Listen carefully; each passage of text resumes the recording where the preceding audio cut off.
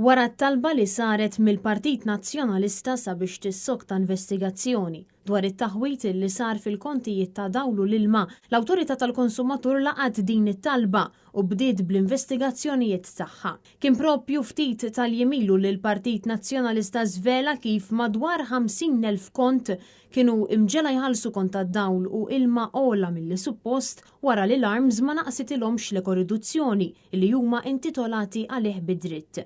Minn hekk l-Arms kienet konxja ta' din il-problema iżda ma ħadet l-ebda azzjoni bir-riżultati li kienu eluf ta' familji li ħalsu aktar flus milli suppost. Kien għalhekk li l-Partit Nazzjonalista talab formalment investigazzjoni mill-Awtorità għall-Kompetizzjoni u għall-Affarijiet tal-Konsumatur permezz ta' Shadow Minister għall-Enerġija u l-Konservazzjoni tal-Ilma Mark Anthony Sammut u Shadow Minister għall-Inklużjoni u d-drittijiet tal-konsumatur Graziella Gallia. Fit-talba l din l-Awtorità l-Partit Nazzjonalista foka fuq id-drittijiet tal-konsumatur in-nuqqas ta' trasparenza u l-fatt li r-rivużjonijiet ingħataw biss lil min ilmenta, fil-waqt li eluf oħra baqgħu iħallsu żejjed mingħajr ma qatt ġew infurmati. Min-naħa tagħha l-Ministru Mirjam Dalli komplet tfarfar dan l-iskandlu żvelat mill-Partit Nazzjonalista billi baqgħet taħrab milli twieġeb dwar meta saret taf dwar din it-taħwida u anke insistit li kienu għexieren l-ammonti ta' persuni li kienu affettwati. Minkejja dan wara talba l-investigazzjonijiet l-Awtorità tal-Konsumatur